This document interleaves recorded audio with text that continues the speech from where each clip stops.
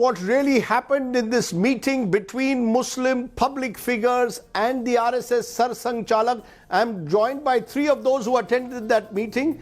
Former Lieutenant General of Delhi, Najib Jung, former Chief Election Commissioner of India, Dr. S.Y. Qureshi, and former Senior Army General. I'm joined by the former AMU Vice Chancellor, General Zameer Uddin Shah. I appreciate all three of you joining me on the show today. I want to ask General Shah, you've in the past raised your voice for what you fear is this discrimination that I just spoke about. You've even written a book about it, and this constant, the manner in which several Muslims are often called anti-national or they believe certainly are consciously being targeted on the ground. Do you believe meetings like this can actually, in a way, change the reality that exists on the ground? Yes, it certainly can. The reality on the ground is that most Muslims have to prove their loyalty. Now, this is something which I find is not necessary.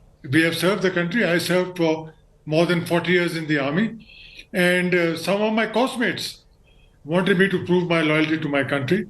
And I said, nothing doing. I've already done what I had to do, and I don't need to prove my loyalty every time. You talked about discrimination.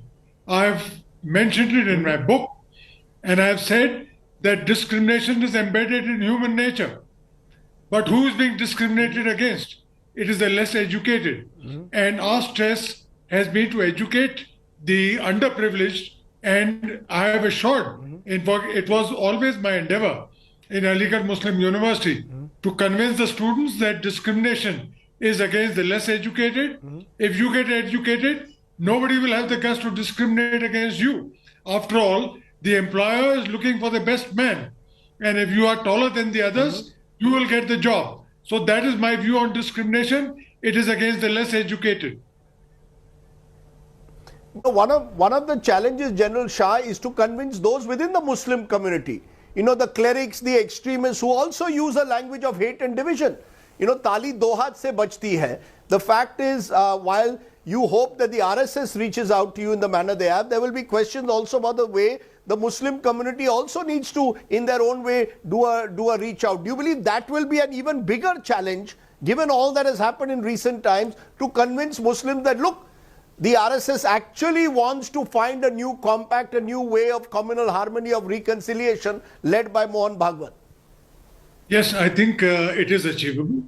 The main thing is there has to be equity. There has to be, all citizens are to be equal before law. That is something which will reassure the Muslim community that the government is fair. If that is not done, if that is not done by the police, if it's not done by the judiciary, I'm afraid it'll be very, very difficult to convince the community. But I'm certain, as the last question which you put up to Dr. Qureshi was that will the hotheads follow Mr. Bhagwat ji's diktat? He himself mentioned that there are hotheads in both communities, but everything in the country will be done according to the constitution. And that was pretty reassuring. If he says, he mentioned about the Dharam Sansad, everything will be done according to the Constitution of India. Anything that is virus to that will not be followed. That is assurance, and I'm certain that it will take some time, but with education towards which our efforts are directed, there will be a sea change in the attitude of the Muslim community towards what they perceive as discrimination in this country. Our efforts is to kickstart education. So when, for example, there is talk of bulldozers being used, when there are clashes involving Gau Rakshaks, when there are those who say Desh mein rehna hoga, Jai Shri Ram kehna hoga, when you're telling me that Mr. Bhagwat made it very clear that all of this is outside the constitutional purview, that as far as he is concerned, every citizen, Hindu or Muslim, will be equal under the law. That's what you're saying. Am I correct? Exactly. And we are certain that he's a man of influence. There are two people who are influential in the country. One is the Prime Minister, and secondly is Bhagwat ji. His words carry a lot of weight. And I am certain that if he convinces the large number of his cadres that the hotheads need to be silenced, they can be silenced. We are very, very sure of that. And this is a very small, humble beginning by 3 or 4 people. Like General Saad said, we have no political backing. We are very humble people. We are trying our best for the love of this country. Of course, that there will be cynics, skeptics out there who will wonder whether these well-meaning efforts can actually reach fruition. But it is very clear in the times in which we live, there is only one way forward. Hindu-Muslim harmony, unity and reconciliation. That is what makes this country special. Its sheer pluralism, diversity and tolerance that must make India an exceptional country. And that's in a way, perhaps hopefully, what this exercise is all about.